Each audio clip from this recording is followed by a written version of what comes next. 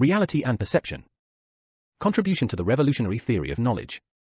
Published by n+1 number 33 in April 2013, translated by Balance Y. Avant. The future society demands no material from the infamous present society, and does not consider the alleged positive science constructed by the bourgeois revolution, which for us is a class science to be destroyed and replaced piece by piece, not unlike the religions and scholasticism of previous forms of production.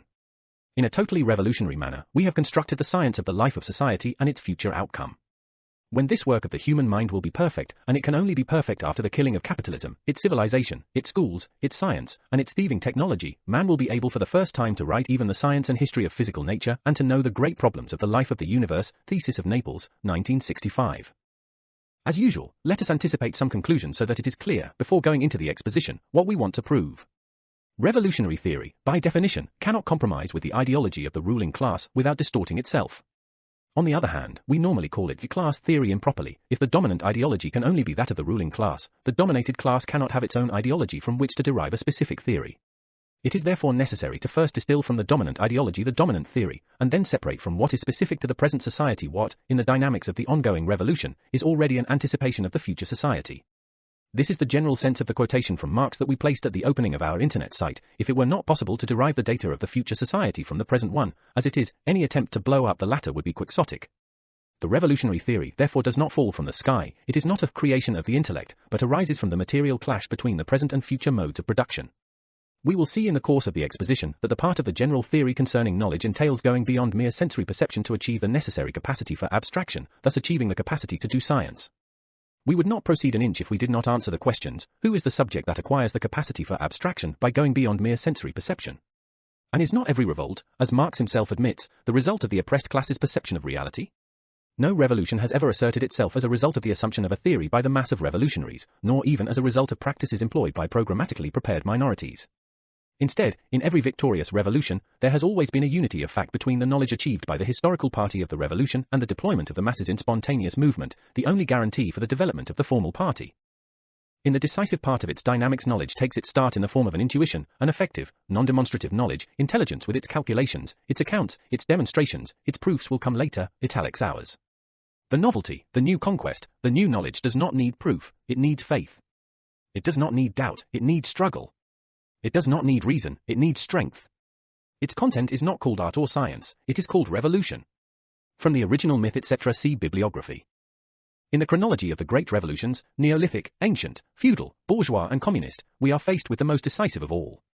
Reasoning a century after the last communist attempt and before the next onslaught, we have an obligation to understand what happened in the past in order to be in line with the future. This is not a catchphrase. One of the great tragedies of human history took place between 1917 and 1926, and the measure of its severity can only be had by comparing what could have been, not simply by studying what was. The reversal of the cognitive pyramid. In the historical archive that we have been expanding, sorting, digitizing, using, publishing for decades, is contained our memory, a legacy received from the generations before us. To be preserved, but above all not to be treated as a kind of museum of our background, as is often the case. This is why we like to consider it not so much an archive as a large collection of raw materials, semi-finished products and energy inserted from time to time in what we can consider a production process. Through the latter, the processed material reaches new levels of completeness, or at least tends towards it. It goes without saying that we speak of processing according to the principle of invariance, i.e. that it proceeds while respecting the internal coherence of the system and all its elements. Each new product is added to it and connected to it, and it is certainly fascinating to immerse oneself in it all in order to derive working guidelines from it, to concatenate texts that have remained chronologically distant and spatially distinct, to insert tesserae into the great mosaic of the revolution in progress. All this is to say that now, once again, we will draw from our not too metaphorical filing cabinet to integrate, with new and very old contributions, archive materials we published a few years ago under the title Per una teoria rivoluzionaria della conoscenza, in the double issue 15-16 of n+1, June 2004. The reason is quickly stated: we are not aware that the political action of men or their organizations has ever been analyzed from the point of view of the theory of knowledge. Apart from the great preparatory works of critique of philosophy left by Marx and Engels, the only faint trace, albeit a very precise one, can be found in the aforementioned 2004 work. Even Lenin's great effort in describing the difference between a Marxist philosophy and empirio-critical philosophy on the subject of the theory of knowledge remains in the realm of philosophical confrontation between concepts, hence it cannot answer the question of the nature of political action in relation to the nature of human knowledge, i.e. in relation to man's way of learning. We will see that this relationship could be the key to understanding many otherwise impenetrable historical passages. Obviously, there is no theory of knowledge without the activity of the knower, whatever form of life it represents, assuming, of course, that inanimate nature is devoid of memory and knowledge. See the aforementioned 2004 paper. Comrades will recall that one of the main themes of that seminal anthology is the reversal of the cognitive pyramid, which means, in short, reconnecting with Marx and Engels and treating ideology, theory, basically science, as a product of human activity and not as a factor.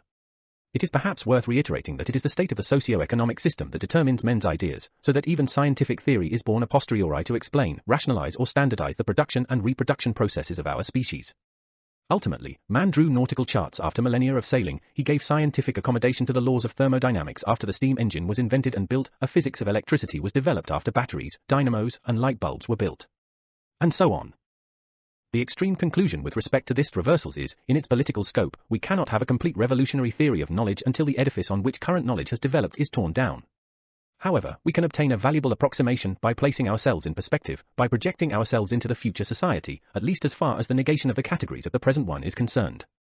That is to say, we facilitate the anticipation of future knowledge in two ways. First, by prefiguring future human relations by feeling ourselves to be members of a completely different party than those known to us. Second, by reversing current scientific practice, that is to say, starting not from the immediate results of capitalist man's production and reproduction, but from what we have defined as a kind of physiology of knowledge, given that we have a body, senses, and have always given rise to more or less complex societies that have been and are collective bodies and senses. Having established that knowledge is influenced by class relations, in order to know how man comes to know, we must not start from what he knows in capitalist society, but from what he can know regardless of a certain type of society, be it ancient, feudal, or bourgeois. As we shall see, present-day man has evolved from earlier stages by refining his biological senses, the only ones that could and can relate him to the environment. Senses that have been performing their function for millions of years and cannot be artificially evolved, they can only be amplified. As a byproduct of this approach, we will also obtain an explanation of why, in today's society, man can only know himself and nature in the bourgeois way and how, within this rigid determination, a mutant factor can arise, first in a very limited number of human specimens, capable of introducing new forms of knowledge, forms which, while manifesting themselves within the bourgeois world, are located beyond it. This mutant factor can be compared to the meme, introduced by some evolutionists by analogy with the gene. Memes are fragments of information that can participate in the evolutionary process of human knowledge and modify material life. Having made this premise, derived from the heritage in our archives and supported, as we have seen, by work that can be likened to the production and reproduction process of our species, we must ask ourselves what the political implication of which we have just spoken can be. If knowledge is a product of human activity and a true revolutionary theory of knowledge cannot exist until after the power relations between classes have been overthrown, how can we now talk about it with scientific knowledge and not as a utopian model to be realized? There is something wrong at the level of logic. By introducing the anticipatory function of the party we improve the situation, but by transferring the cognitive process from individuals to an impersonal community, however projected into the future, we do not unravel the logical knot. The key to the problem lies not only in the origin, but above all in the function of the party, as we can say paraphrasing a well-known text of ours. It is not enough for the party to exist and represent the real movement towards the future, it must sum up the realization of it. Now, if we were to stop at this statement, we would run the risk of falling into a vulgar voluntarist activism, and in fact this was precisely the revisionist interpretation, still in vogue, of Marx's famous last thesis on Feuerbach: philosophers have only interpreted the world differently, it is a matter of transforming it. It is clear that taking the trouble to transform the world would be an onerous task even for gods. On the other hand, why bother if communism means, with Marx and Engels, the real movement that abolishes the present state of things? Thanks to this real movement, the revolution will unleash the communist society on us without us having to lift a finger. If we are part of the process, i.e. the real movement, just as the party is part of it, it becomes difficult to imagine a movement that abolishes itself. There is a logical paradox. The real movement evoked by Marx and Engels is mere gradualist evolution if it does not produce knowledge and consequently consciousness, hence will, or, as our current says taking up Engels, dialectic of nature, reversal of praxis. This is the factor that breaks the logical paradox. Knowledge and conscience, will, project the party outside of the gradualist evolutionary movement, they place it at a higher level from which it is possible to influence reality. If this does not happen, the existing political level swallows up any revolutionary ambition, leading it back to the gradualist, reformist, parliamentarist, frontist, democratic, etc. evolution, which is what actually happened during the 1917 to 1926 revolutionary attempt. It is wrong to think that there were mistakes, betrayals, or defeats in the military sense of the term. As we shall see, the protagonists, whether masses, leaders or parties, did not have the chance to step outside the logical level of society as it was and acted according to its dictates. They gave themselves democratic structures, they deliberated in congresses similar to parliaments, they did politics at all levels, from trade union compromise to corridor work on the fringes of congresses. The perception of reality in political practice. Before moving on to an overview of examples of the problems caused by the impossibility of having a complete union between coherent theory of revolution and praxis, let us summarize what has been said so far with the help of one of our basic texts, Party and Class Action, 1921. 1. Revolutions and parties are not made, they are directed. 2. The current tasks of the party are deduced from those it will have in future society. First, then, the revolution is there, it has its own course, it cannot be made. Of course, at its culmination, there may be some form of insurrection. Second, the party is formed in the course of the revolution and naturally tends to draw its functions from capitalist society. The dominant ideology is that of the ruling class, so a leadership is needed that can break this constraint and introduce functions drawn from future society. In both cases there is a vital problem of direction. The quoted text makes it clear that the necessary knowledge cannot be drawn from the sum of inherited knowledge, but a paradigm leap is needed, as we would say now. Go for the paradigm leap, one might say, but what the hell does political practice have to do with the theory of knowledge? Such a question is only justified by the habit of not asking it. Of course, what we are producing is a semi-finished work and not a ponderous essay, so for reasons of time we will limit ourselves to analyzing only a piece of our history, specifically that of the years 1917 to 26, warning in advance that the underlying theory, which we will see later, applies to all human activity and that only in relation to the collective work in progress do we use it to answer the question that so many are asking: why did the revolution in that period fail and why did it turn into a huge counter-revolution? We are faced with one of those classic cases where to get an answer we have to destroy the question and reformulate it. Can a revolution understood, with Marx and Engels, as a real movement that abolishes the present state of affairs fail? Can it turn into a counter-revolution? No. An insurrection, a coup d'état, an assault on power as at the time of the Commune can fail, but a revolution cannot fail. When the vile German bourgeoisie failed to unleash its revolution in 1848, Bismarck did, and Engels wrote that this crude junker was working for us. When Stalin became the symbol of the counter-revolution in Europe, our current emphasized the historical dialectic of that moment. Having failed the conditions for the double revolution in Russia and China, the bourgeois revolution in Asia was proceeding anyway. Were Stalin and Mao working for us? Certainly, even if from the proletarian point of view it was counter-revolution. In fact, the point of view in which we place ourselves is decisive. At that time the old mole had dug in at an industrial pace, elevating the executives of Italy, Germany, the United States, Russia, China, and Japan to the rank of clear, unequivocal enemies, moreover intent on perfecting the machinery of the state in a process that would prove irreversible. The political perception of that universal event was democracy versus fascism, resistance. The historical reality was exaggerated imperialism, proletarians forced to fight as political soldiers, a term coined by the Waffen-SS for one of the imperialist camps, revitalization of the bourgeois system on a planetary scale for half a century. In the theory of knowledge, immediate perception, as we shall see, is the primary basis on which our ideas about the world are formed. They arise initially from the very close relationship between the individual or species and the environment, evolutionary adaptation, mutation. Insofar as man evolves as a social being, he produces and reproduces his own existence to the point of changing his nature as man into man. Industry, Marx, manuscripts, immediate perception is no longer sufficient. Indeed, without theory, physics, mathematics, biology, etc., it leads to error. Knowledge and consciousness of the world drastically change the man-nature relationship, which in any case remains nature-nature, since man cannot be non-nature, hence everything becomes mediated by knowledge, which increases exponentially and becomes science, i.e. conscious intervention that anticipates a desired and planned result. It is hard to see why what we have called the reversal of praxis cannot also be applied to relations within the mass of men, who are divided into classes, etc. Yet if we analyze the nature of relations between men in this field, we see that it still reflects the stage of more or less subjective perceptions, which is then the stage at which even the most evolved animals have stopped. We have therefore chosen to bring the discourse on the theory of knowledge into the political sphere for two reasons. 1. We want to show that the scientific investigation of a subject such as knowledge is not an end in itself, but is very closely connected to the capacity or possibility of revolutionary forces to become attuned to the revolutionary process by following it or anticipating it. 2. We want to show that the force of counter-revolution can do nothing against the appearance of mutant social elements, which, frozen in their development for longer or shorter periods, stubbornly reappear on the historical scene. Of course, the context is not that of knowledge acquired individual by individual as in school. Our current has also been characterized by its anti-culturalist struggle, but rather that of the emergence of an impersonal force, the revolutionary party, capable of coherently representing the entire path of our species towards the new society. The non-reversed practice, direct or be directed.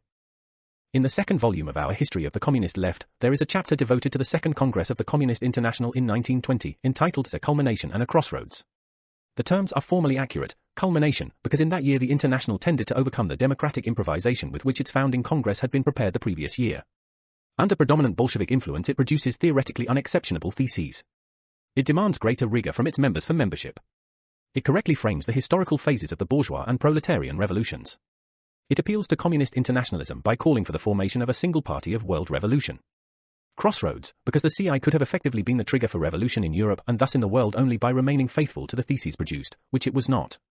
At the same time as the above theoretical documents were being produced, their content was being annihilated by the dominant political practice in Congress. This gigantic rupture was not felt by the protagonists, who therefore continued to behave as if they were in the corridors of a parliament, immersed in a kind of virtual reality, constructed within the scenario of existing relations, which was not observed, analyzed, and modified from a higher level. Reasoning with the detachment allowed by the years, especially basing ourselves on the teaching of our current, which with powerful insight denounced the opportunist drift even then, we note that in general there was a consistent gap between the real historical course and the subjective perception of the protagonists. Thus the potential great world party of the proletarian revolution found itself not only unable to overthrow praxis, but was subjected to all the conditioning that the unreversed praxis acted upon. Against this danger our current warned the CI and the parties that formed it as early as 1920, leaving us a wealth of irrefutable written evidence on the subject. What was already regarded as a victory for the revolution, in Russia and elsewhere, had naturally aroused great expectations throughout the world. The Berlin-Moscow armistice of 1917 amplified plausible hopes, despite the resumption of fighting in 1918. The German attack had weakened Russia, forcing it to capitulate and cede territory on the strategic European flank. Ceding space to gain time, it was an easily understandable formula, but the Peace of Brest-Litovsk was also the obligatory way forward for a Russia that had become a non-nation, ravaged by civil war and broken up into some 20 territories controlled by various counter-revolutionary forces besieging the small Soviet core. The capitulation of Germany and the end of the war had further fueled expectations. The strong German proletariat, which had already shown heroic defeatism during the ongoing war, had the road paved in front of it, and in fact, after only a few months, it rose up armed against its own bourgeoisie.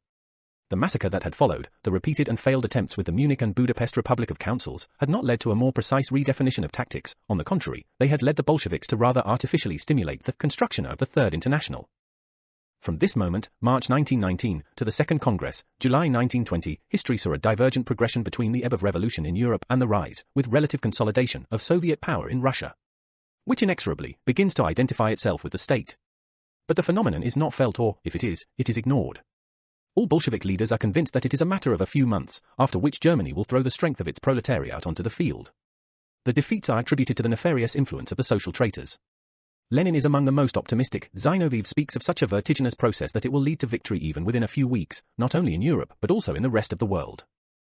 With the Congress in progress, the delegates follow the Red Army's counterattack and its march on Warsaw with incredible tension. The Bolshevik Party is so sure of victory that it rejects an English mediation for peace with Poland. Lenin meets with a French delegation and takes the seizure of Warsaw, the fall of Germany, the reconquest of Hungary and the uprising in Italy and the Balkans as certain. Even when the Red Army is now pinned down and forced to skirmish in East Prussia, Lenin expects the Polish uprising and is indignant at those who note that there is nothing more to be done in that reactionary peasant area. In fact, the Congress expected revolution but was itself already in the hands of counter-revolution. There were delegations from parties or fractions that were not communist at all, not even meeting the membership conditions drawn up by a commission on the sidelines of the Congress.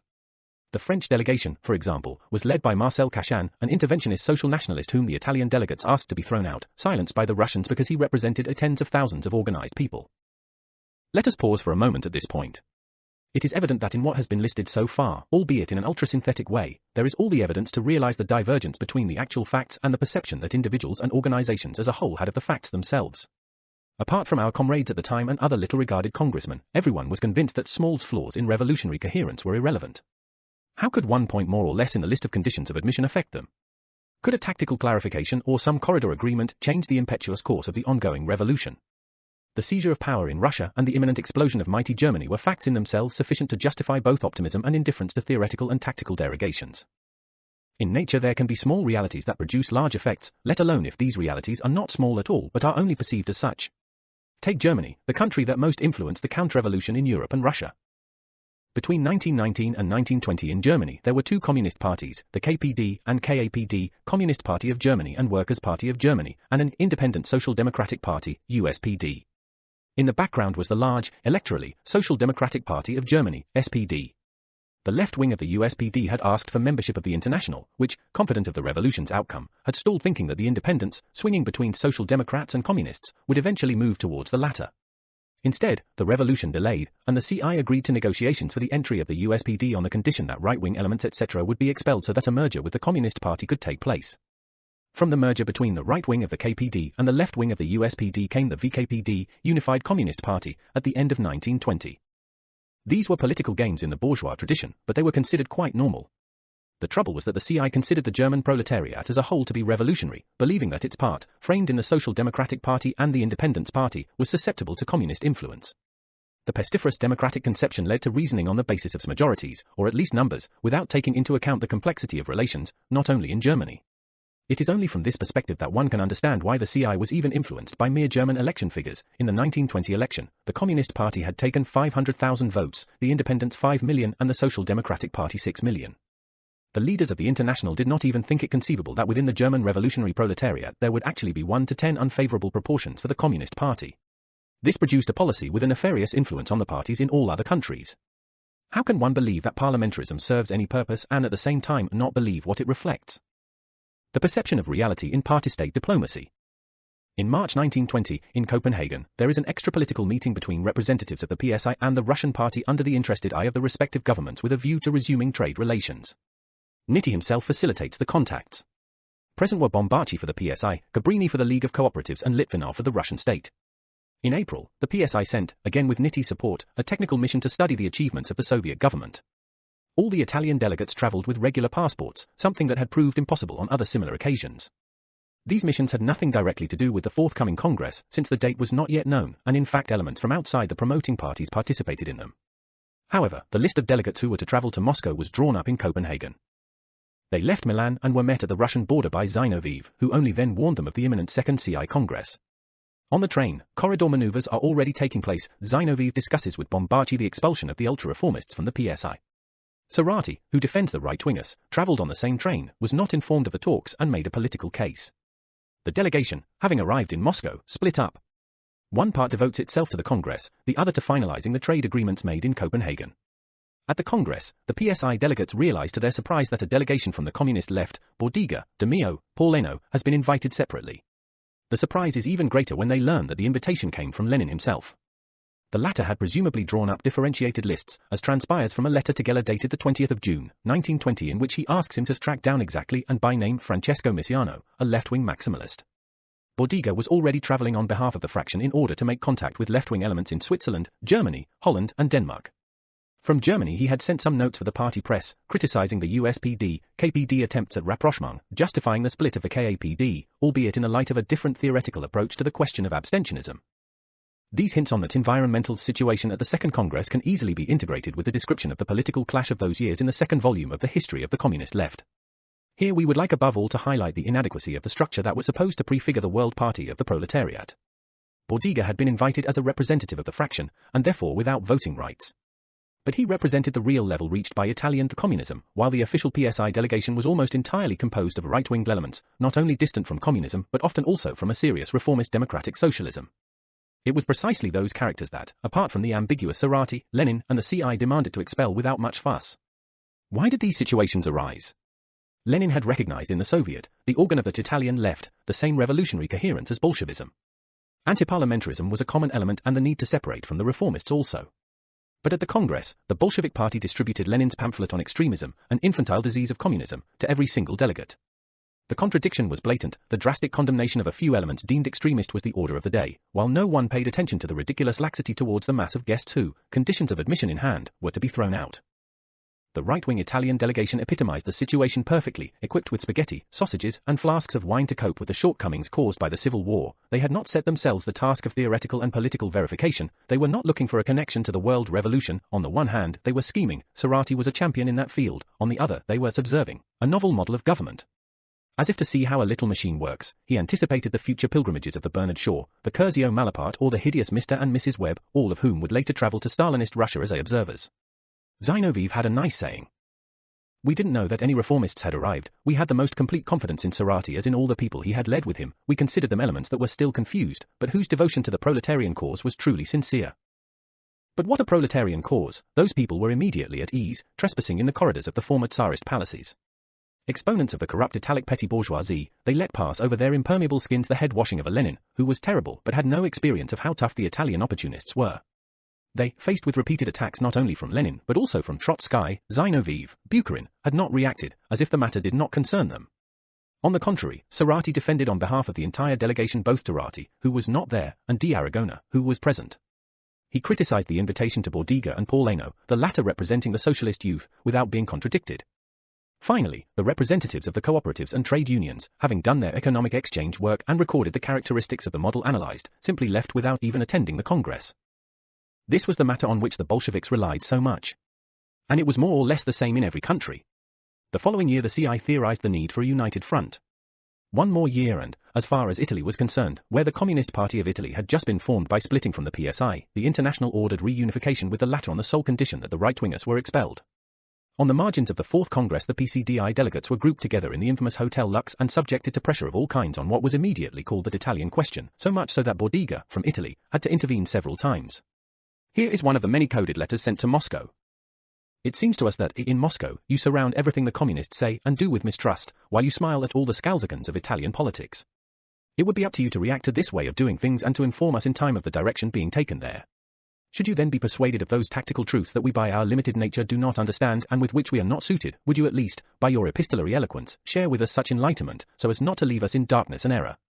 But in any case, and whatever opinion you have on the sublime calculation of politics, you must step on a typewriter and give a sign of life to the party that has delegated you there. Greetings communists, and pardon my style due to the fact that we have on our hands these days certain probably quite different from those of which you are currently making extensive use, the 6th of August, 1922. There is plenty of material to realize what methods the Russian party and the CI used to convince recalcitrants. Within a few years the situation worsened. With the advent of the forced Bolshevization of the communist parties, corruption turned into political terrorism. At the Lyon Congress, 1926, the Congress votes were simply falsified to oust the left. The opportunist parable ended with the Chinese catastrophe, and as far as the following years are concerned, one can only speak of reason of state. By the end of the 1920s a cycle had been consummated.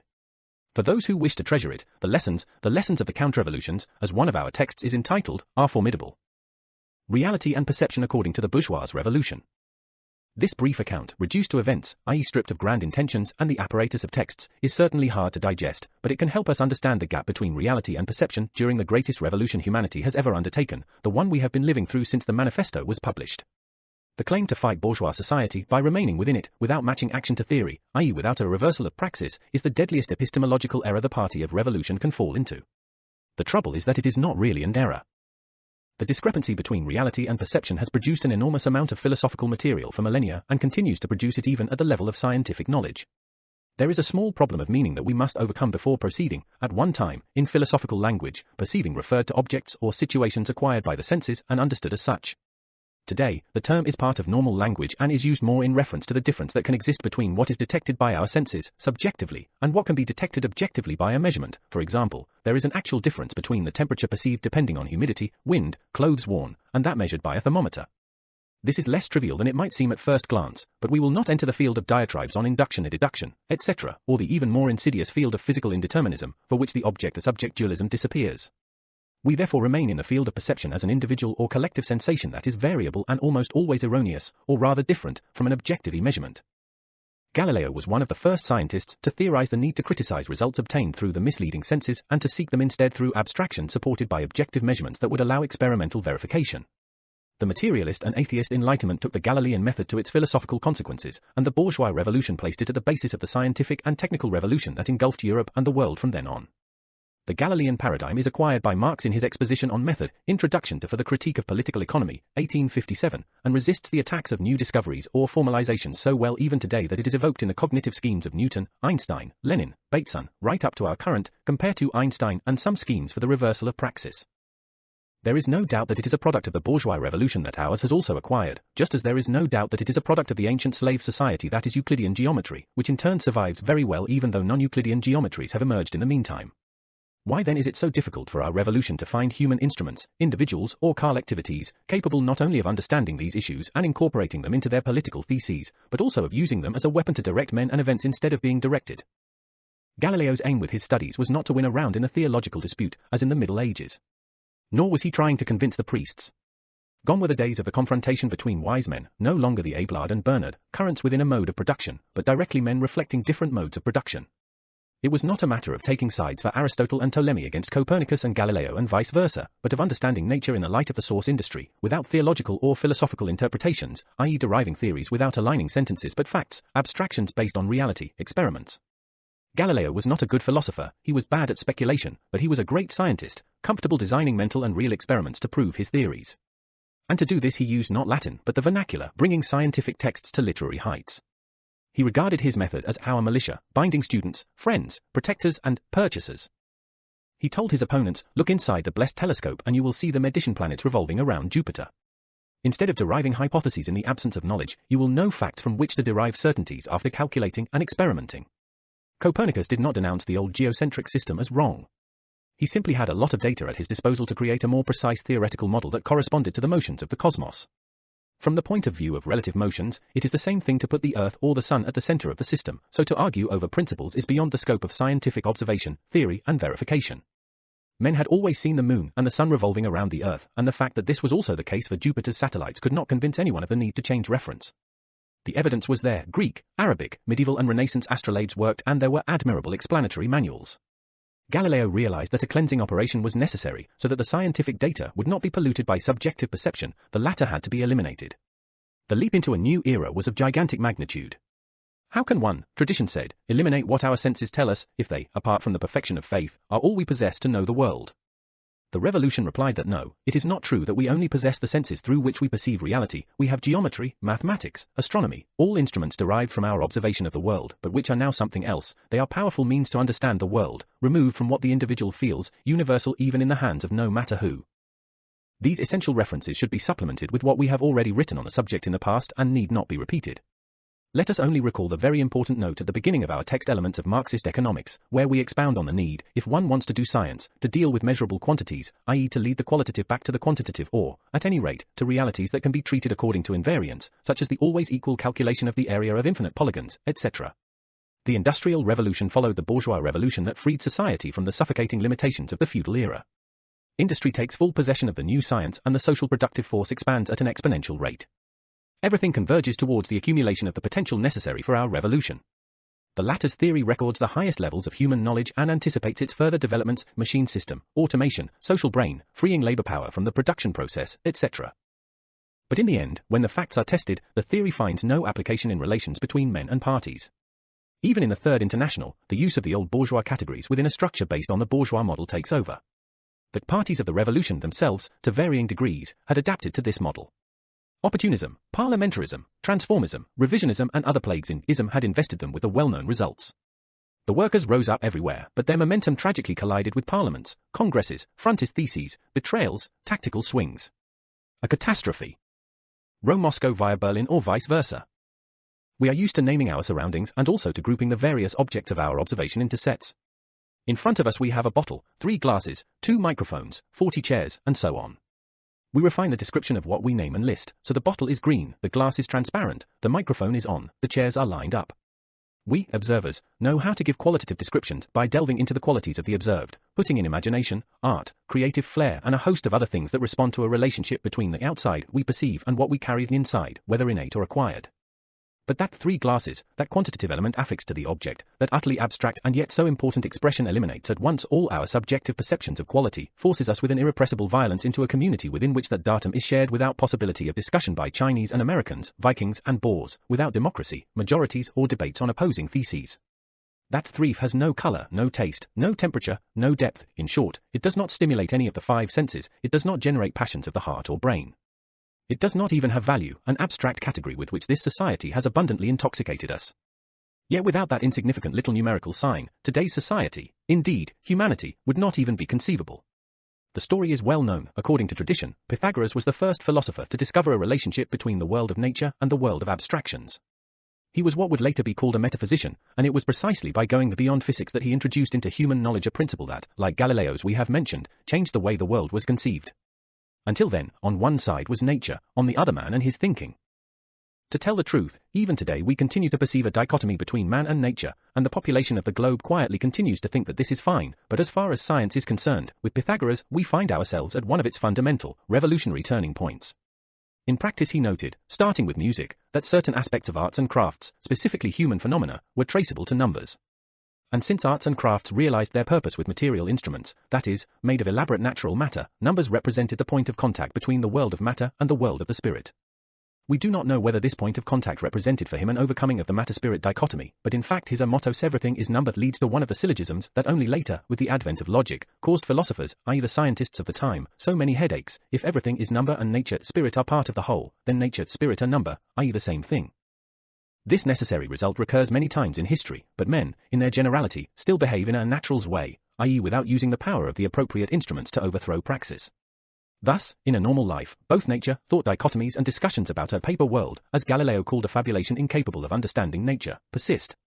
Of course, mankind uses meter and liter, clock and GPS, computer and money, mediating continuously between the two pre-Pythagorean worlds, that of nature and that of thought, but if it has to engage in political struggle, it does not behave substantially differently from the age of Pericles or Cicero.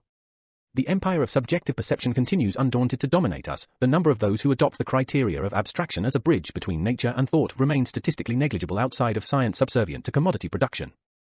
When we take this view in order to draw the necessary lessons from the history of our revolution, we are outside the realm of judgment or criticism of the alleged error. The Paris Commune, as one of our texts puts it, was great for what it really was, not for what its exponents wanted it to be. The same applies to the Third International. The cobblers denounced by our current long before anyone realized the opportunist and then counter-revolutionary drift did not spring from nowhere. They had their matrix in the nature of the so-called vanguard, which was unable to place itself above the movement it was supposed to lead. However, just as we claim the Blanquist Commune, Proudhonian, and very little influence by the few internationalists, we claim that vanguard. Claiming it as our own has nothing to do with official and uncritical deference to all that it represented.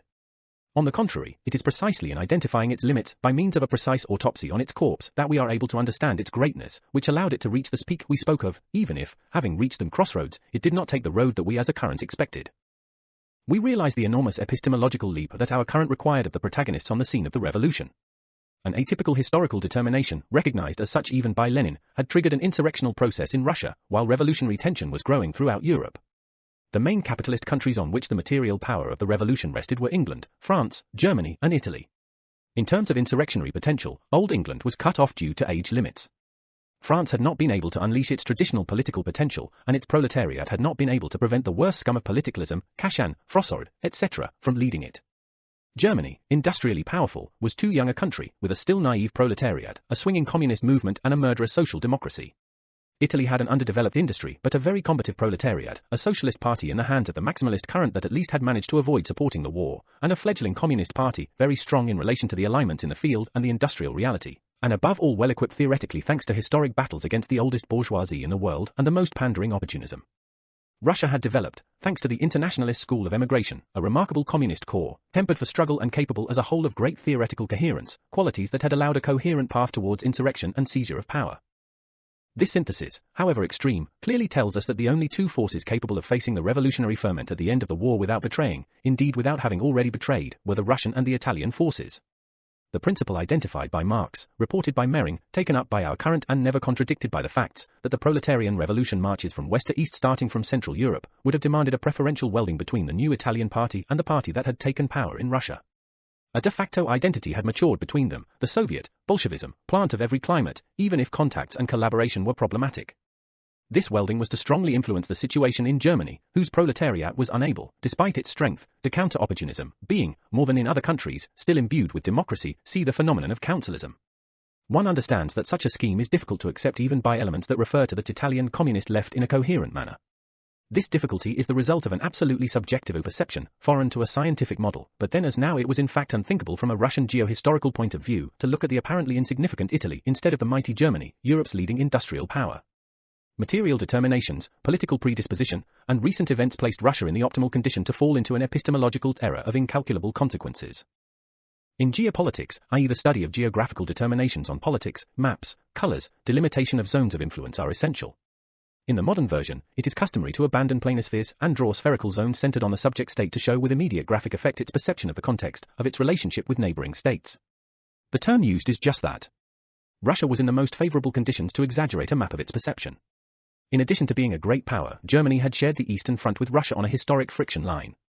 In order to close that long front, the German War Ministry had facilitated the organization of the Lenin train that brought the Revolutionary General Staff back to Russia through German territories.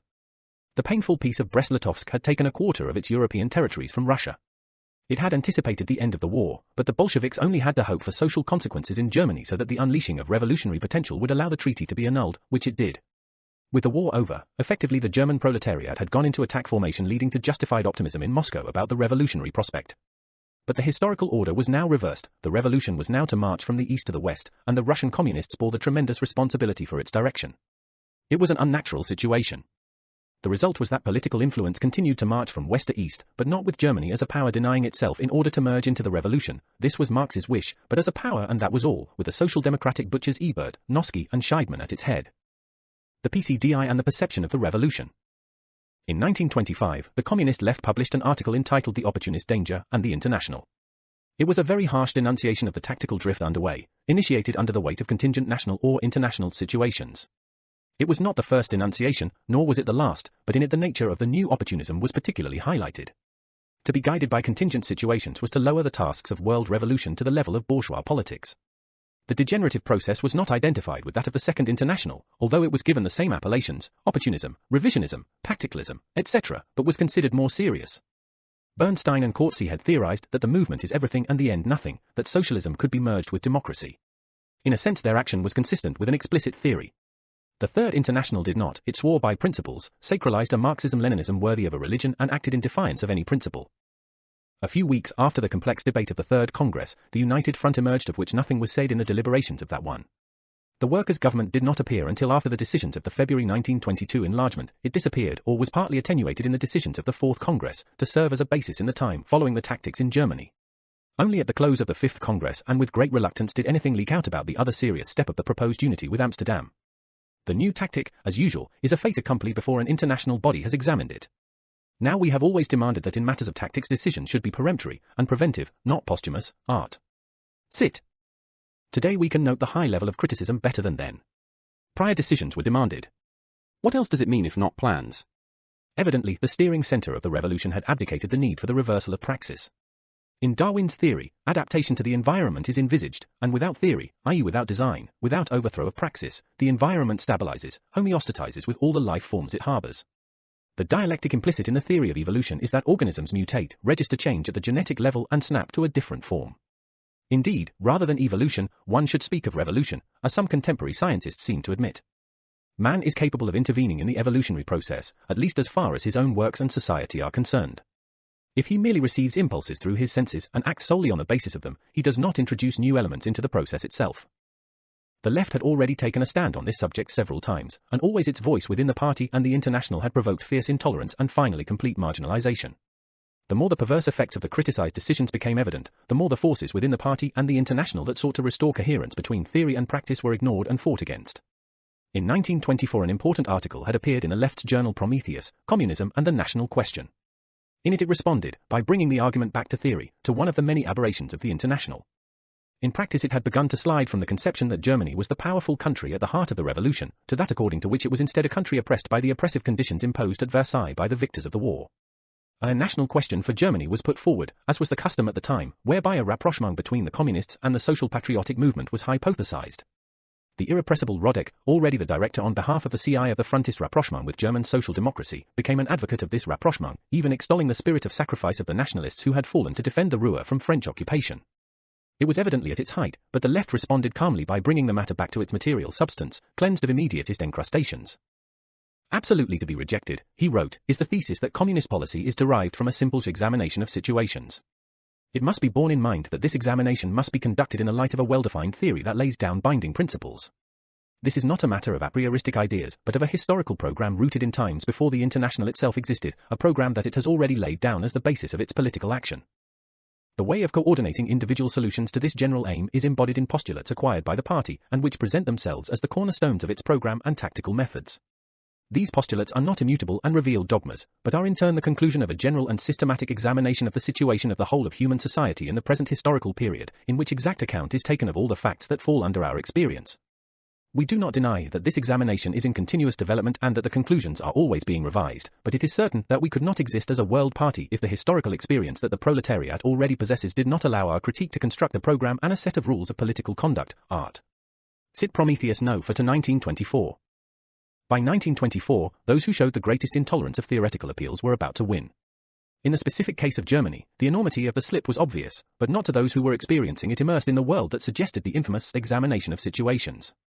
For our current, reducing the historical task of the great German proletariat to a more immediate problem of national emancipation was only understandable in the light of a counter-revolutionary catastrophe.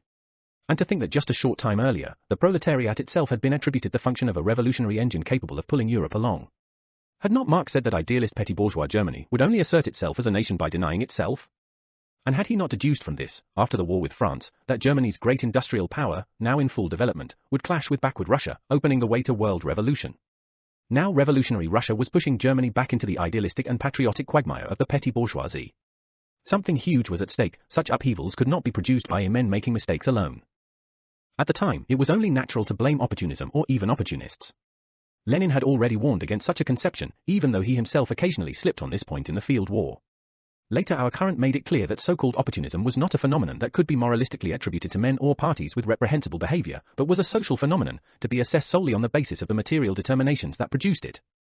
Opportunism is not a phenomenon of a moral nature and reducible to the corruption of individuals, but it is a phenomenon of a social and historical nature whereby the proletarian avant-garde, instead of arranging itself on the side that stands against the reactionary front of the bourgeoisie and petty bourgeois strata, initiates a policy of welding together the proletariat and the middle classes. In this the social phenomenon of opportunism does not diverge from that of fascism, thesis of Naples. From this important consideration, the organic theory of the party was further developed in the post-World War II period, with limited and temporary practical experimental implications, of which, however, we feel we are the continuators. A. Ukrainia's Gedanken experiment. What would have happened if, at the end of the First World War, the revolution had marched in the right direction and an organic party conception had been imposed, accompanied by a consistent tactic with respect to the revolutionary conditions in Europe? The obvious objection that history is not made with what-ifs must be got out of the way here, we know this very well.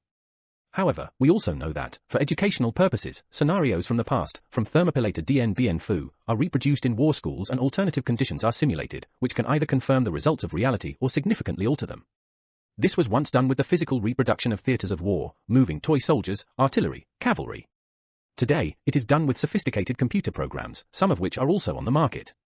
Such simulations are carried out in the most diverse fields, from economics to climate, and their most common structure is that of modeling well-known data to project their dynamics into the future for forecasting purposes. Having said this, we have no intention of proceeding to the definition of a detailed wargame on the epochal clash between two conceptions of the current revolution, which would be very difficult, among other things, since factors that would be difficult to treat in a laboratory would intervene. Nevertheless, it is interesting to proceed in broad outline with our Ukraine equals timeless, as utopia is equals without place. Mental experiments, Gedanken experiment, have illustrious precedents and with those we defend ourselves against attacks from behind. The experiment without physical instruments and materials dates back to the ancient Greeks, but in modern science, as far as is known, it was first used by Galileo, while the term was coined by the chemist-physicist Ørsted in the early 1800s. Einstein produced mental experiments at an industrial rate. Schrödinger left us his famous experiment of the neither dead nor alive cat. To begin with, our incurable determinism leads us to observe that if the initial conditions were respected in full, with infinite precision, the game would be very disappointing, it would always give the same result. The uncertainty principle would have to be taken into account, but for now the microscopic and macroscopic worlds have no common language to understand each other, and we take it for granted that we only move our pawns at the visible level. Chaotic phenomena could lead to unknowable situations, but at the moment, chaos scientists agree on determinism, so let's gloss over that, because to take the first steps of simulation we will introduce a far more powerful variable than the proverbial flap of the butterfly's wings that causes the hurricane. In 1920, as we have seen, two PSI delegations arrive in Moscow, one composed almost exclusively of right-wingers, the other representing the communist abstentionist fraction. The 21 conditions were drawn up with the decisive contribution of the fraction. On the 2nd of August Bordiga replied to Lenin on the question of abstentionism. He declares that he does not even want to touch on the nature of the problems raised, but reiterates that parliamentary action at that revolutionary moment distracts the proletarians from what they are trying to do, i.e. insurrection. He predicts that the International's action cannot be both parliamentary and revolutionary at the same time.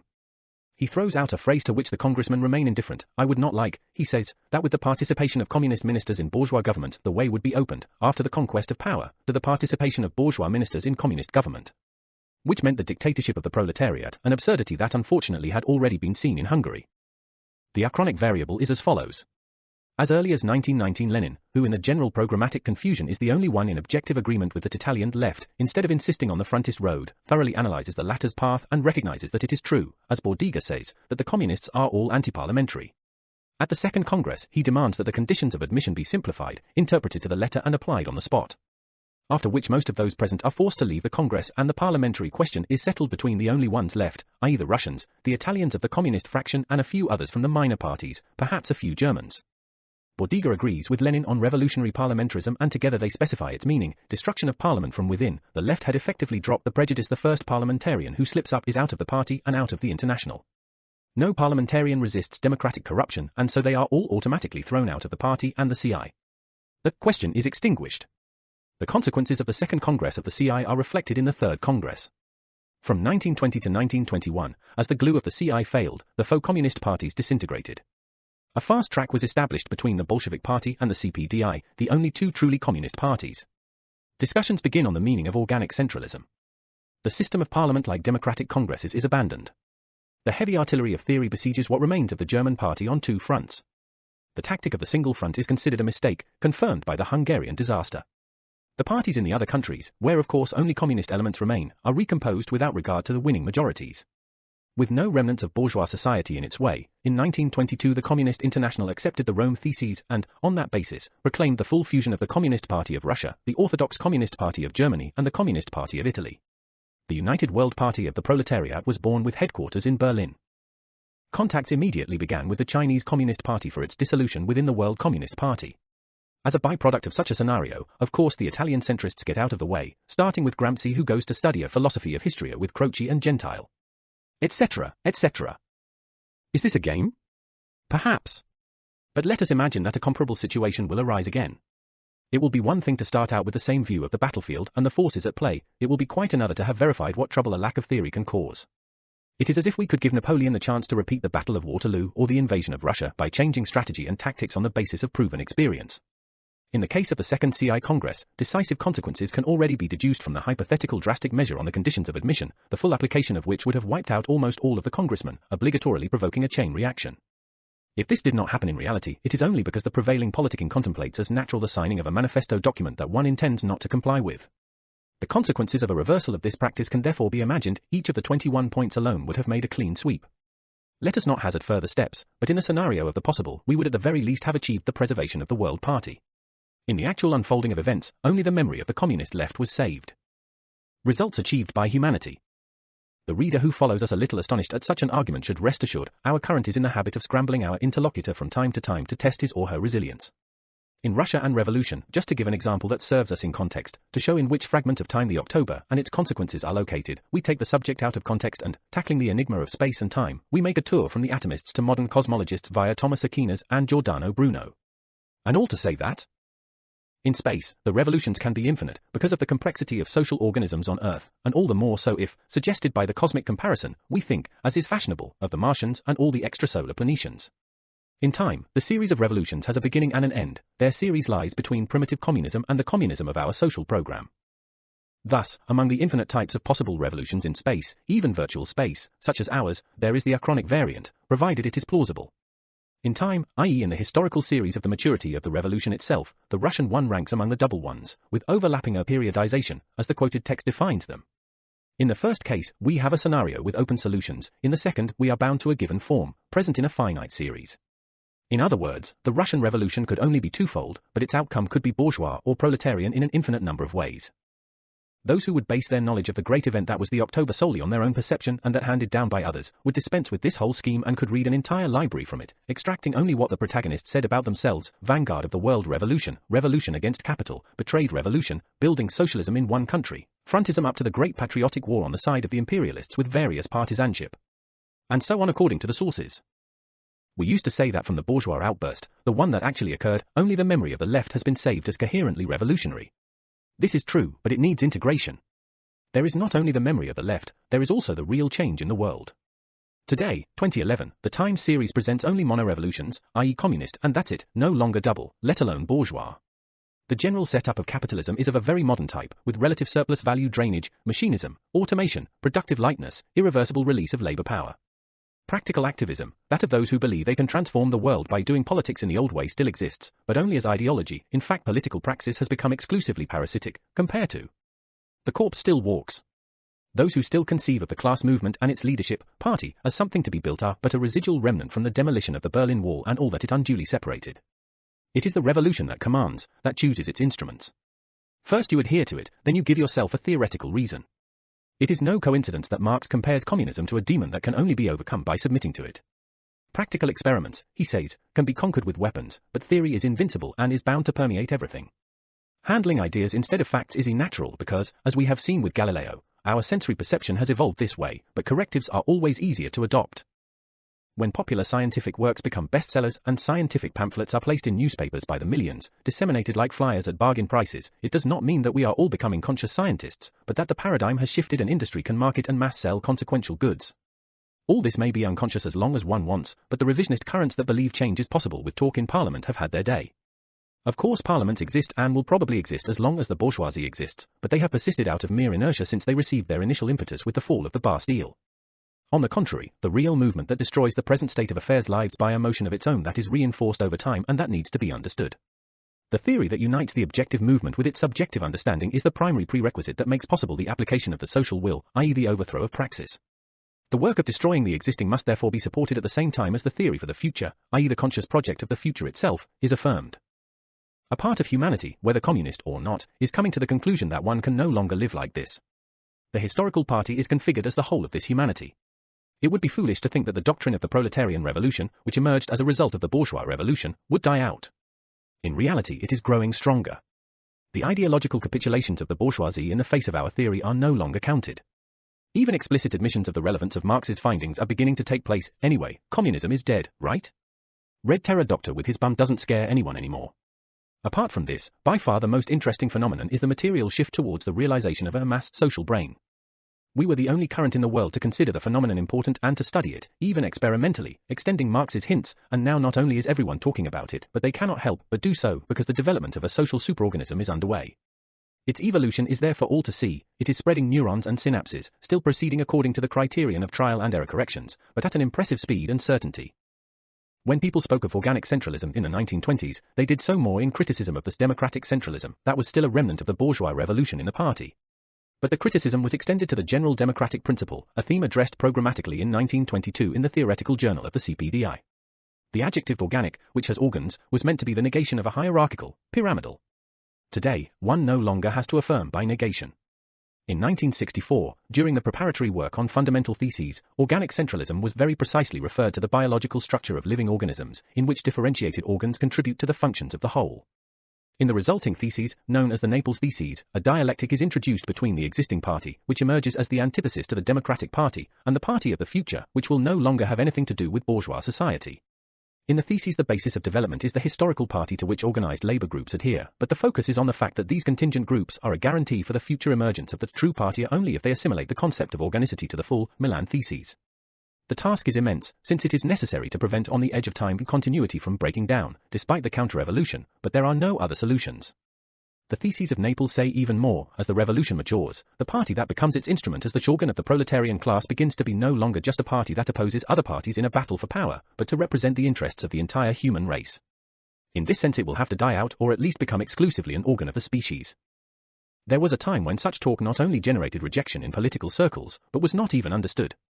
Today, we see time and time again that, as soon as they come out of communist circles, they are not only understood but appreciated, and it is now normal to be told, "I thought so too, but didn't know how to express it." The proof can be found on the internet. It is understood that everything can be found there, including the world's junk, but careful patrolling reveals a real epistemological emergency, and indeed there is no longer a there separate from us, we are in it. As Kevin Kelly says, the boundary between the born and the produced, between the biological and the artificial, is beginning to blur. For 2,500 years now, certain scientific findings have been overturning what our perception calls reality. Despite everything, we still today continue to place immediate perception at the basis of what we believe to be knowledge. In the political field, this happens more virulently than in any other field. It is certain that the maturing of the current revolution will upset this state of affairs. It is already upsetting it. Reality, will, free will and revolution. Our current, elaborating on Marx's studies on the succession of social forms in the Grundrisse, emphasized the importance of a doctrine of modes of production. It went so far as to affirm, in this regard, that one cannot call oneself a communist and revolutionary if one does not recognize oneself in such a doctrine. This statement may seem exaggerated, but it is not at all, because in it is contained the essence of the revolution underway towards a communist society. Rarely do we read appropriate comments on those pages of the Grundrisse. Marx was not interested in tracing the historiography of why and wherefore man leaves a social stage, without property, without classes, without social division of labor and without a state to plunge into a society that is the exact opposite and entails, as recorded in Genesis, slavery, forced labor and suffering. He was interested in understanding what this meant in the overall arc of human history, the history unfolded, the history in progress and especially the history yet to unfold. The history of the transition from original communism to class-divided societies is revolutionary history. Man certainly dehumanizes himself in the course of perfecting class relations, up to the maximum point reached with capitalism, but this dehumanization is the necessary, revolutionary premise for a rehumanization at an infinitely higher level. Marx approaches the problem by noting the steps in history that mark the progressive dissolution of the relationship between man and his means of production and reproduction. As the dissolution proceeds, certain social forms correspond to the degree it reaches. Even in feudalism the process is not over, there are substantial traces of the original ancient relationship, common lands, shared resources, complementary interests between the subordinate and ruling classes. With capitalism the process of dissolution reaches its peak, but at the same time it begins to reverse itself. Production, although alien to the producer, is completely socialized. Private property itself gives way to social property, the capitalist becomes superfluous. The social productive force is more than sufficient and indeed excessive to provide humanity with what is useful to it. In the productive sphere, the degree of design of objects and events, i.e. the pursuit of the desired result, is very high, even though at the level of the economy and relations between human groups it is almost zero. For the left, sinking the detector into a history of millions of years means identifying a symmetry. The process of dissolving old relationships is countered by a process of recomposition at a higher level. At the extremes are original communism and developed communism. In between is the brief parenthesis of proprietary societies divided into classes. This scheme, which we have explored in more detail elsewhere, c.e.g. n+1 numbers 27 and 28, demolishes the bourgeois one, based on an oriented, progressive arrow of time from the primitive stage of animalistic humanity to the evolved stage of bourgeois humanity, which is held to be naturally eternal, progressively ascending forever. This conception of history is shared by the entire communist landscape, which conceives communism as a particular form of government, a supra-form of what exists today. For the communist, history proceeds from the bottom upwards with technical, scientific and social progress, through indefinite change, but still in a linear process. Even revolution, as long as he still talks about it, sees it in the same way. Instead of the catastrophic course he imagines a gradual preparation until the conquest of the masses culminating in the seizure of power. On the contrary, the identification of symmetry is a break with common sense.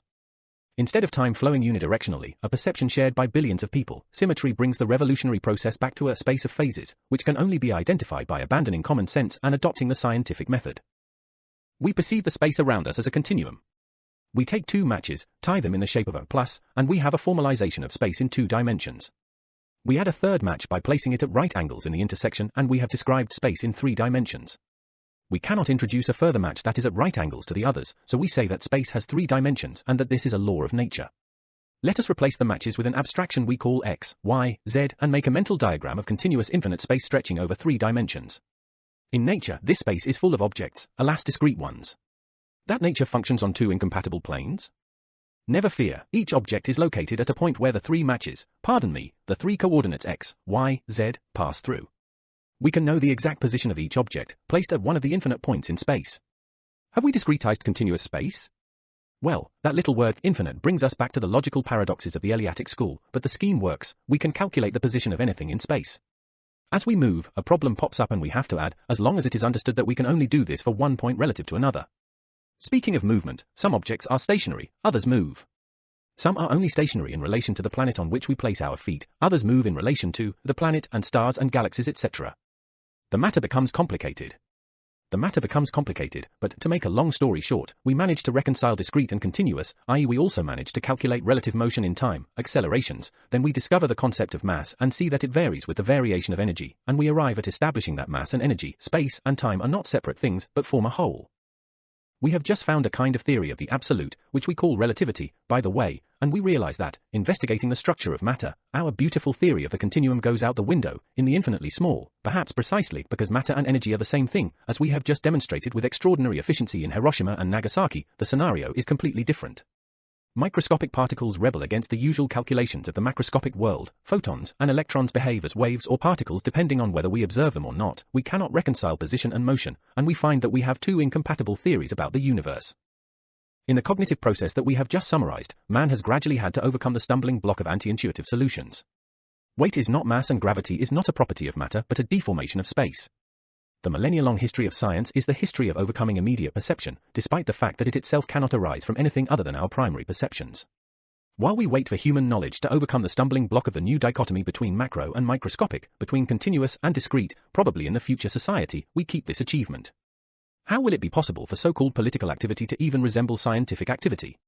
As the physicist Feynman used to say, knowing that in nature mass and energy are equivalent does not apparently change one's daily life, but it does change one's conception of the world, and this in the long run has an effect on humanity, of which we are a part.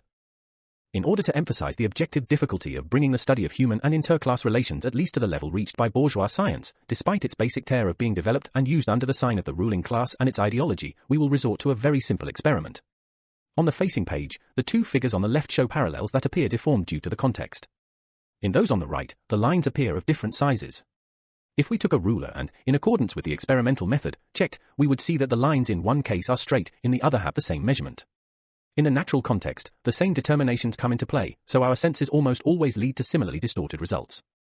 One might say, just know it and everything is solved. Not quite so. In the case of drawings, we know very well that it is a perceptual deformation, we have chosen them on purpose. Well, despite this, we continue to see the deformation. What prevents us from perceiving reality as it is not just a Galilean fog, removed from which our thought runs free to operate its abstractions to transform observation into science. There is something deeper which Galileo could not assume. It is our brain that over millions of years, between hunting, gathering, and being hunted, has evolved this way, therefore it needs to operate an enormous forcing to force itself to explore hidden anti-intuitive phenomena. It is not the brain that creates reality, as the subtitle of the book from which we have taken the images, Compare to Something, Out There, states. Brain and reality, having co-evolved for needs that in the current evolution are no longer essential, are complementary aspects of the same reality. Therefore, in spite of any theory of free will, we do not have the freedom to interpret nature, we cannot help but undergo a kind of constriction due to our biological constitution. Breaking this constraint requires a social change, and even then it is not certain that the changed perception will stabilize. With Christianity, for example, the advent of an oriented conception of time required no less epistemological effort to demolish sensitive evidence than it took to accept the wave-particle dualism in quantum mechanics. For millennia, time was marked by the cyclical succession of seasons that had a correspondence in the celestial vault, just as for millennia light and heat were considered incorporeal radiation as opposed to matter, of which, by the way, atoms were also made, at least for those who had hypothesized them. Once Christianity became established, and this must be seen in relation to a social movement that upset class relations, the conception of oriented time also became established. The conception of time flowing, from creation to the Last Judgment, becomes normal. But, on the eve of another revolution, the bourgeois revolution, the mathematicians of the 18th century shake things up again and take things a step further. Time is neither circular nor oriented, it is symmetrical to a point. Deriving a series of observations from Newton's mechanics to formalize his theory, they realized that in physics, time is not as perceived in everyday, Christian, life. The speed of a body, Newton said, depends on the space traveled in the unit of time, so we need to establish a starting point and an end point, measure both space and time, and divide one by the other. For the religions of the book, time begins with Genesis and everything runs smoothly. Before creation there was nothing, not even the theory of perception problem. But Christians introduce oriented time, which has a 0 point, namely the birth of Christ. Before and after, the counting of years can be expressed with a number preceded by a plus or a sign. For example, Battle of Thermopylae, 480, Storming of the Bastille, plus 1789. At this point, we can take any point on the timeline, not just the Christian 0. T with 0, which is also the title of a book by Calvin, we can set it whenever we want, at will. The before-after division can be generalized to any dynamic in time, and Newton's mechanics reveals that in physics the equations are symmetrical with respect to time 0, i.e. they do not allow a distinction between past and future. The implication is rather shocking. In physics, any calculation for the solution of a problem leads to the said solution only if there is an exchange between t and plus t within it. We are again faced with a contradiction to common sense, due to the fact that we perceive time as something flowing in one direction only, a reality to be sworn to. Things get much more complicated by introducing later discoveries such as thermodynamics, but the symmetry remains. Newton, by the way, intuits a universal decrease in motion, a freezing, a process very similar to entropy. Let us now make a little connection effort. Let us imagine treating the whole of human history according to the criteria of symmetry. Let us place class societies, a few thousand years, a point in comparison to the past and future millions, at the 0 point. We will have a minus series in the original communist past and a plus series in the developed communist future. A communist symmetry of the history of our species. It is not intuitive, but once we come to the powerful demonstration, it is no longer possible to continue in the so-to-speak perceptive politicking. We are told, but how can you be so sure that there will be a communist society and not something else? The answer is, the future society may be called no matter what, but it cannot represent a break in symmetry. Let's take an example. We insert a film into a projector and let half the film run. We have a series of events, or scenes, leading up to the point where we stop the projection. We can try to guess how it will end based on what has already happened, but that would not be the best way to get results. We will have to project the whole film. And we will know, for example, who the murderer is. Our filmic determinism was limited because of the partial knowledge of the whole, and the prediction was based on assumptions. But now the film is all turned around, we find ourselves with the ending in our hands and the credits on the opposite side. If we project the film backwards, everything that happens has a perfect explanation, not only because we have already seen it, but because the mechanics of the projection are given. In the same reel of celluloid we have the plus film and the film. The symmetry is perfect. The complete cycle, symmetrical with respect to time, is the revolution of species. Communism is inscribed in our genetic code. The perception that it has to be achieved as if it were a regime to be established, to be built with materials offered for sale by today's society, is simply ludicrous. On closer inspection, the term a revolution is synonymous with communism. Let us quote once again, in full, the famous definition of Marx and Engels that is somewhat the motto of our journal. Communism for us is not a state of affairs that must be established, an ideal to which reality must conform. We call communism the real movement that abolishes the present state of affairs. The conditions of this movement result from the presupposition that now exists German ideology. A few lines, but of such power as to sweep away mountains of lucubrations expressed in Bolshevized Third Internationalist political language. Communism therefore already exists, and it operates on the basis of a capitalism that denies itself. The revolution is underway, it does not have to be made. Instead, what is the normally perceived revolutionary temperature? It is said to be low, close to zero. That the class is lagging behind the capitalist crisis situation. That said situation is favorable, but unfortunately there is no party. That the class struggle is one-sided, led by the capitalists, while the proletarians endure an unprecedented level of enslavement. In short, the revolution would miss the train of history. A superficial revolutionary who plunges into this atmosphere of defeat jumps out of the window, or at the very least goes into depression. The consequential revolutionary, on the other hand, sets off calmly. He knows with certainty that the world station, as Einstein said, will relativistically stop at that train. To set off again completely changed. Democracy? Does not exist. We have spoken of perceptions in a very general way, but today it is possible to analyze our relationship with the environment with sufficient precision through a fairly in-depth knowledge of our sensory apparatus. To find out more, we refer you to two booklets, two very important syntheses, which we reviewed in issue 30 of this magazine and which serve as a starting point for more demanding readings. Obviously, the above apparatus cannot be modified individually. It is part of our genetic inheritance, and we have seen with the deceptive figures that it is not even possible to train it. However, our knowledge changes despite biological limitations, and we are able to produce powerful abstractions that help us overcome them. It is worth remembering that we share 98.4% of the genetic heritage with the chimpanzee, and that 1.6% gap is solely due to the co-evolution of man-environment-work-language, so that our existence as humans hangs on the possibility of abstraction, while otherwise we are a naked apes. We have seen that the evolutionary process cannot immediately affect the totality of a species. It asserts itself through mutations that, regardless of the speed of genetic propagation, necessarily affect a small initial minority. If we relied on a kind of genetic vote for evolutionary processes, non-evolution would always win. We would still be at the level of the trilobites, stopped 500 million years ago. Democracy in nature does not exist. However, one of the main elements working against the subjective maturation of the protagonists on the stage of revolution is precisely democracy. This perfectly perceptive phenomenon has existed for almost 3,000 years and has obviously been experienced in various ways depending on the epochs.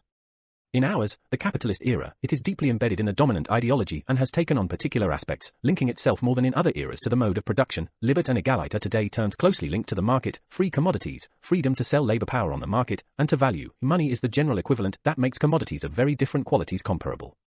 It is less easy to classify the term fraternite, but we can refer it to social cohesion within the ruling class, cohesion due to common political interests, which, however, competition reduces to mystification. The enormous problem of democracy seriously hampers the subjective factor of revolution, both as far as individuals are concerned, and as far as the development of the collective will of the proletariat, then of the species, which for us is represented by the party. Before the advent of writing, we do not know how decisions were made. Texts recording ancient events and the persistence of so-called primitive societies today show that within a given society the need to make decisions arose only when bifurcations arose, whereas in everyday life an elementary technical division of labor was more than sufficient. In the case of abnormal events, the decision was taken in consultation between those responsible for social balance, chiefs, shamans, matriarchs, and a senate, i.e. a council of elders. The representatives of social activity and those of memory could vote or not, we do not know, but they certainly reached agreement within a homogeneous social group, which did not yet know the social division of labor and directly represented the whole of society. In all other epochs, even in monarchical absolutism, some form of consultation, the king's councillors, etc., remained. In the course of our work on the First Great Transition, we have argued, on the basis of archaeological evidence shared even by some bourgeois scientists, that the original communism ended not with prehistory but with the advent of even highly developed urban civilizations, not yet classifiable as ancient classical forms, not even as particular variants. We have thus seen that our early evolution took place in the absence of classes, property, and the social division of labor until relatively recently compared to the traditionally accepted periodization. We are still the product of that era, so we unconsciously apply the criteria of then to the things of now. So we believe we are using criteria of equality between individuals when in fact for at least 3 or 4 millennia we have not been equal at all. We are divided into classes and some possess what others produce. We are facing a tragic evolutionary schizophrenia, not at all a psychological, induced by a material condition.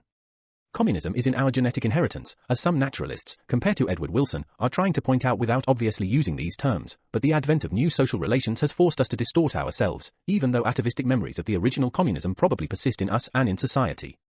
Egalitarian democracy would be nothing more than a memory of the old relations, mystified however by the advent of the new ones, namely the formation of private property and the development of a complete social division of labor. Indeed, in the period around the end of the second millennium BC, a generalized social change took hold, and the civilizations of Europe, the Middle East and the Mediterranean partly collapsed, partly transformed. There are clear signs of violent transition, with destruction, fires, looting, as if there had been resistance from the populations in the face of change. The new social form that emerged was more hierarchical, pyramidal, headed by a monarch as an exponent of a dynasty. Forms of personal dependence turned into institutionalized slavery, and the first forms of extended private property took hold. As a reference, we can take the Trojan War, the collapse of the Hittites, the Mycenaean expansion, and the so-called Dorian invasion, in reality a complex phenomenon of populations moving under the impetus of social change that they themselves contributed to. In addition to the archaeological evidence, there are attempts at sociological explanations, and at least one, rather interesting one, at a psychological explanation, due to a very controversial author, Julian Jaynes. We discuss his theory in detail in the following article. The psychological interpretation is, of course, wrong for us, but this author, in order to prove his thesis, lists a great deal of data demonstrating the actual change that took place in the period we mentioned. In practice, until then man would have acted under the impetus of natural drives, oriented by a religious superstructure, as if the brain had a bicameral structure. Using our language, one part of the brain would have been dedicated to praxis and the other to the reversal of praxis. This reversal would have occurred with the perception of a direct connection between the individual and the deity, and this would explain all the mythical or historical literature about various heroes who hear voices capable of guiding them to a goal. The collapse of the bicameral mind would take place within a few centuries, right around the middle of the second millennium BC, and in its place consciousness would be born. Rather than a modern scientific thesis, this explanation seems to us more like an ancient cosmogony, and the author mentioned has attracted all kinds of criticism, first and foremost that no biological evolution is possible in just a few centuries, whereas from a psychological point of view, i.e. a change of mentality, we are undoubtedly facing a reversal of cause and effect. Nevertheless, the material supporting the thesis, although clearly incorrect, is very interesting from our point of view. This is because something did indeed change in the period in question, and we refer to our articles on the first great transition in issues 27 and 28 of the journal. The populations of a vast area probably tried to defend the societies of the original late communism and had to abandon the ancient unitary conception of nature to adapt to the rise of property, class ideology, and individualism. The appearance of monarchs and dynasties in place of local basileis, hence of power conquered and handed down by violence in place of the previous organic and elective power, disrupted the tradition. The kings were either dethroned and replaced with collegiate bodies or flanked by consultative bodies. In any case, the new forms of collegial power could only be a caricature of the ancient ones. Athens before the classical era was Mycenaean, and it is not known whether it knew an earlier late communistic age, but myth tells of a king, Theseus, who unified Attica. Archaeological finds confirm the Mycenaean origins, however it is certain that the monarchy was soon replaced by a republican proprietary aristocracy flanked by guardians of the laws. The ancient communistic order could not be re-established, but at the advent of ancient classical society it survived in a mystified form, laying the foundations for democracy. In all Greek urban communities there was the Bouleuterion, or Geronticon, where the city's representation met, and Greek historians already well describe the level of corruption and scheming achieved. This iridescent mystification, which has survived republics, monarchies, empires, heresies, and revolutions for 2,500 years, possesses an intrinsic vitality precisely because it originated in a reaction to the upheaval that marked the boundary between original communism and class-divided societies. From mystified communism in the service of the first landed aristocracy to tout court mystification today, democracy is one of the most toxic sources of perception. It is today's true religion that permeates everything and taints everything, at least as long as we remain in human prehistory. It impregnates our consciousness with the same power as biological evolution, and overcoming it requires a greater leap forward than that taken by Galileo. Perception, mother of all revolutions. The preceding pages would all be wasted if we did not end the present work with an effort to dialectically unify two apparently contradictory aspects. 1. The theory of revolution develops prior to the overcoming of subjective perceptions with the consequent possibility of doing science. 2. The occurrence of revolutionary rupture, or insurrection, following the growth of explosive class potential is due to subjective, mass, perceptions rather than scientific rationalization. As we said at the outset, before even beginning to address the subject, every revolution achieves victory when the unity of theory and action, of program and instinctual spontaneity, occurs. In this sense the science appropriated first by a historical current, then by the formal organ of the revolutionary class. Is not bourgeois, although the developed and conservative bourgeoisie is quick to reduce it to class issues. Science is nothing but the spontaneous construction of the results of the technique of labor in its most advantageous processes, which is irreversible insofar as no one will be able to renounce it on principled and purely ideological grounds. Just as associated labor is a resource that transcends all frontiers, so is the recording and description of natural processes, once the obstacles of the old theological and non-theological schools and coteries have been removed for the work of critical demolition, which has become the overthrow of state powers, blooming springs of capital. Social explosions are certainly not due to the consciousness of a clash between modes of production, nor to the desire to achieve a certain social order. The strongest impetus always comes from society in crisis, when men are materially prevented from preserving what they have achieved in the past. It has been said in our classics in all sorts of ways, when contradictions become irremediable, the existing society no longer permits living in the old way, but the new way of living is not yet on the horizon. This causes an unbearable perception of insecurity, precariousness, denied future, as if one were at a crossroads. It is in view of bifurcations such as these that the welding together of the historical party and the class movement takes place, hence the development of the formal party that can physically direct social tension towards expected and desired outlets. Before these bifurcations of history occur, singularities that lead directly into the future, the flesh and blood representatives of the historical party can do very little, despite all the science identified on the basis of past achievements. Evidently, it is not just a matter of doing archaeology of the historical party, that is, of clarifying the red thread linking revolutions or revolutionary episodes within a revolution. It is a question of representing, as far as possible, a bridge between generations, between past and future, a bridge between the perception of the need for change and the theoretical and practical tools that can make it viable. Theoretical as in program, practical as in the development of the formal party and the negation of bourgeois categories. To summarize to the utmost, neither the party of science nor the party of revolution can limit itself to having consciousness of the world through the perception of reality without theoretical mediation. The social energy of millions of men cannot be transformed from potential to kinetic except through the unmediated perception of an unbearable reality. At the level of experimental verification, in order to show how tenacious the effect of subjective perception is and how necessary a generalized social reversal of the phenomenon is, since, as we have seen, certain physical determinations cannot be eliminated, field observation of the multiple forms under which the current political movement presents itself can be useful. Even if we eliminate everything that is part of pure and simple conservation, the other great ensemble that would like to represent a change, even today, indeed more today than in the past, clings to what does not change in order to change. Which way will such an ensemble ever head when a bifurcation occurs? It is normally thought that, in the face of a revolution that will disrupt the entire planet, small current behaviors of individuals or small groups cannot influence events. This is completely false. René Thom, with his formalization of catastrophes and in criticism of the indeterminism that some would find in the theories of complexity and chaos, has shown that bifurcations are the precise formalization of a deterministic reality. The line of events that leads to a bifurcation does not lead to indetermination at all but, on the contrary, determines the outcome. The victory of the revolution is strictly dependent on what happens first, and it does not matter whether the triggers are large or small. The artifice lies in making believe that the evolution of the system at the bifurcation is actually created by the triggering fluctuation. A sufficiently complete examination of the basis on which the system develops makes it possible to predict a priori the possible outcomes of the bifurcation, which pre-exist the triggering fluctuation. It is the latter's role to trigger the process and possibly determine, with an apparently arbitrary choice, among all the possible outcomes the further evolution. But it certainly does not create it, compared to determinism.